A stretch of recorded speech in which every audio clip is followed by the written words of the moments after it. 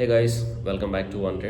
So ఈరోజు weekend discussion topic ఏంటంటే మీరు ఏ టైప్ ఆఫ్ ట్రేడర్, దానికి రిలేటెడ్ టైం పీరియడ్ ఏది యూజ్ చేయాలో చాలా వరకు కామెంట్ సెక్షన్లో అడుగుతున్నారు. సో దాని గురించి ఒక క్లారిటీ ఇద్దామని వీకెండ్ డిస్కషన్లో ఈ టాపిక్ పెట్టా. మీకు అర్థమైంది కదా, మీరు ఏ టైప్ ఆఫ్ ట్రేడర్, ఎలాంటి టైం ఫ్రేమ్ యూజ్ చేయాలి అనే దాని గురించి మనం మాట్లాడుకుందాం. బేసికల్గా టైప్ ఆఫ్ ట్రేడర్ అనేది మీరు ముందే థింక్ చేసుకోవాలి. ముందు థింక్ చేసుకుంటేనే మనకి ఏంటంటే మనకు ఒక క్లారిటీ వస్తుంది. ఫ్యూచర్లో ఈ టైప్ ఆఫ్ ట్రేడర్గా ఉండాలి, ఈ టైప్ ఆఫ్ ట్రేడర్గా ఉంటున్నావు అంటే దీనికి రిలేటెడ్ కాన్సెప్ట్స్ నేర్చుకోవాలి, దీనికి రిలేటెడ్ మైండ్ సెట్ క్రియేట్ చేసుకోవాలి, దీనికి రిలేటెడ్గా సైకలాజికల్గా బిహేవ్ చేయాలి అన్నట్టు. ఇప్పుడు ఫర్ ఎగ్జాంపుల్ ఎన్ని టైప్స్ ఉంటాయి? 4 టైప్స్ అనుకోండి. స్కాల్పింగ్ కానీ, ఇంట్రాడే, స్వింగ్, పొజిషనల్ అండ్ ఫైనల్గా ఇన్వెస్టర్ పక్కన పెట్టేసేయండి. సో ఈ 4 ఉన్నాయి కదా, ఈ 4 నువ్వు ఏది అనేది నువ్వు ఆలోచించుకోవాలి. ఫస్ట్ నాకు ఫుల్ టైం ఉంటుంది, డేలో మంచి ఫుల్గా టైం ఉంటుంది, నాకు ఆల్వేస్ స్క్రీన్ ముందు ఉండగలను, నాకు ఎలాంటి జాబ్ లేదు, సో నేను ఫ్రీగా అనుకునే వాళ్ళు స్కాల్పింగ్ వెళ్ళొచ్చు, ఇంట్రాడేకి వెళ్ళొచ్చు. సో ఈ రెండింటికి ఏంటంటే స్క్రీన్ మానిటరింగ్ చాలా ఎక్కువసేపు ఉండాలి, చాలా ఎక్కువగా అబ్జర్వ్ చేస్తూ ఉండాలి అన్నట్టు.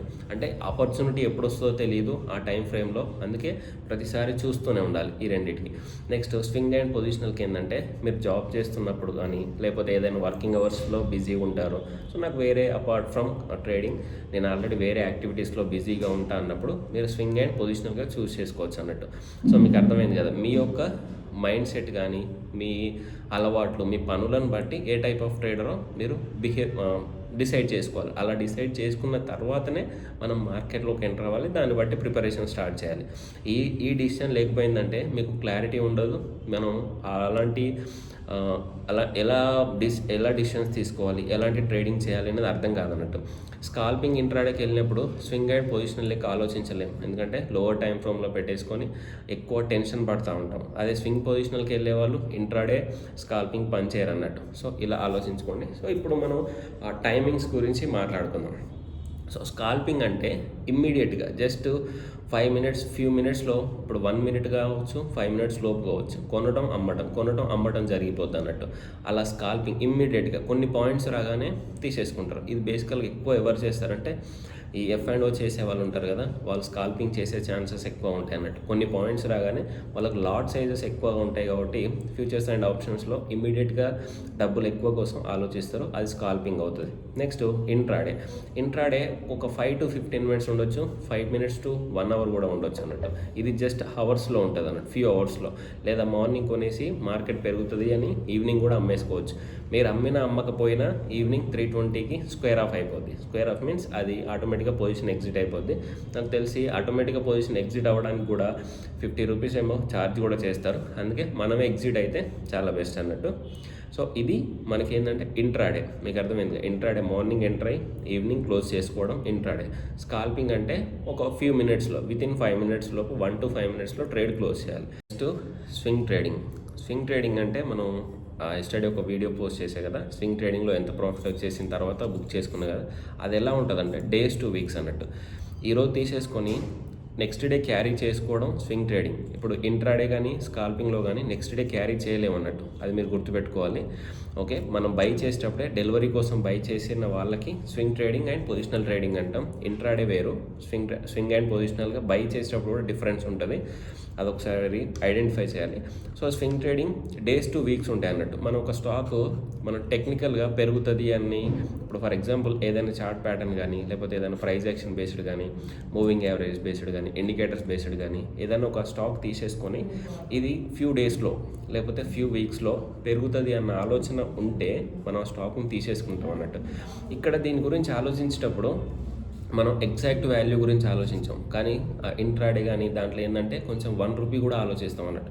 ఇది డేస్లో ఎంట్రీ అనేది డేలో పెట్టేసుకుంటాం. ఎంట్రీ డేలో పెట్టుకున్నప్పుడు ఈ 5 రూపీస్ 10 రూపీస్ డిఫరెన్స్ పెద్ద మ్యాటర్ కాదు. రిస్క్ టు రివార్డ్ అనేది కొంచెం ఎక్కువ ఉంటుంది అన్నట్టు స్వింగ్ ట్రేడింగ్లో. ఓకే, అలా డేస్ టు వీక్స్లో క్యారీ చేసే వాటిని మనం స్వింగ్ ట్రేడింగ్ అంటాం. చెప్పుకున్నాం కదా, ఎక్కువ జాబర్స్ కానీ ఆల్రెడీ వేరే బిజినెస్లో ఆక్యుపై అయిన వాళ్ళకి స్వింగ్ ట్రేడింగ్ చేసుకోవడం చాలా బెస్ట్. అండ్ పొజిషనల్స్ ఏంటంటే వీక్స్ టు ఇయర్స్, ఆల్మోస్ట్ ఇది ఇన్వెస్టర్ టైపే ఉంటుంది. ఇది ఆల్మోస్ట్ ఇన్వెస్టర్స్ ఎవరైతే ఉంటారో వాళ్ళు చేసేసుకుంటారు కొన్ని వీక్స్ నుంచి, మంత్లీ, ఇయర్లీ కూడా. అంటే ఈ స్టాక్ కొంచెం టైం పడుతుంది, కొంచెం వాల్యూ క్రియేట్ చేస్తుంది, కొంచెం మంచి వెల్త్ క్రియేట్ అవుతుంది అనుకున్న వాళ్ళకి ఏంటంటే మనం పొజిషనల్గా తీసేసుకొని పెట్టుకోవచ్చు అన్నట్టు. కొన్నిసార్లు ఏమవుతుందంటే ఈ ప్యాటర్న్స్ అనేవి చిన్న చిన్న ప్యాటర్న్స్ ఏర్పడవు, చాలా పెద్ద పెద్ద ప్యాటర్న్స్ ఏర్పడతాయి. మీరు ఒకసారి వెంకీస్ చూసినా కూడా, మన టెస్లా కూడా చూపెట్టే కదా, టెస్లా చూపెట్టినా కూడా అవి ట్రయాంగిల్ ప్యాటర్న్స్ అనేవి చాలా మంత్స్ టు ఇయర్స్లో ఫామ్ ఉంటాయి. సో కొందరు ఏం చేస్తాం మనం, కొన్నిసార్లు ఇయర్లీ బ్రేక్అవుట్ అవుతుంది, 5 years బ్రేక్అవుట్ అవుతుంది, 10 years బ్రేక్అవుట్ అవుతుంది కదా. సో ఇలా వాటికి టైం పడుతుంది అన్నట్టు, కొంచెం వెల్త్ క్రియేట్ అవ్వడానికి, వాల్యూ క్రియేట్ అవ్వడానికి. వాట్ ఈస్ వాల్యూ ఇన్వెస్టింగ్ అనేది కూడా వీడియో చేసాం, ఒకసారి పాసిబుల్ అయితే చూడండి. సో ఇలా ఈ టైప్ ఆఫ్ థింగ్స్ ఉంటాయి. ఈ 4 మీరు దేనికి సూట్ అవుతారు, మీ వర్క్ ప్రొఫెషనల్ దేనికి సూట్ అవుతుంది, అండ్ మీ మైండ్ సెట్ దేనికి సూట్ అవుతుంది, మీరు ఎక్కువ స్ట్రెస్ని హ్యాండిల్ చేయగలరా లేదా అన్న ఆలోచన కూడా మీరు పెట్టుకోవాలి. దాన్ని బట్టే మీరు ఏ టైప్ ఆఫ్ ట్రేడర్ డిసైడ్ అవ్వాలి. లేదు నేను అంత స్టేబుల్గా ఉండలేను కానీ నేను ఇంట్రాడే స్కాల్పింగ్ చేస్తా అంటే వర్కౌట్ అవ్వదు. మీ మైండ్ సెట్ స్టేబుల్గా ఉండాలి. నేను కొంచెం పీస్ఫుల్గా ఉంటాను అనుకున్నప్పుడు మాత్రమే ఈ స్వింగ్ ట్రేడింగ్ పొజిషనల్కి రావాలి. కూల్గా ఉంటా, నాకు అంత స్ట్రెస్ ఉండదు, నేను చిల్ అవుతా, ఎక్కువగా ఆలోచించలేను అని, నాకు స్క్రీన్ టైం ఎక్కువైనా పర్లేదు, నేను హెల్త్ గురించి బాగానే చూసేసుకుంటా అంటే ఇంట్రాడే కానీ స్కాల్పింగ్ వెళ్ళిపోవచ్చు. సో ఇది మీరు ఆలోచించుకోవాలి. దీన్ని బట్టి మీరు ట్రేడ్ తీసుకోవడం మీ బాధ్యత. Okay, thank you. జై హింద్.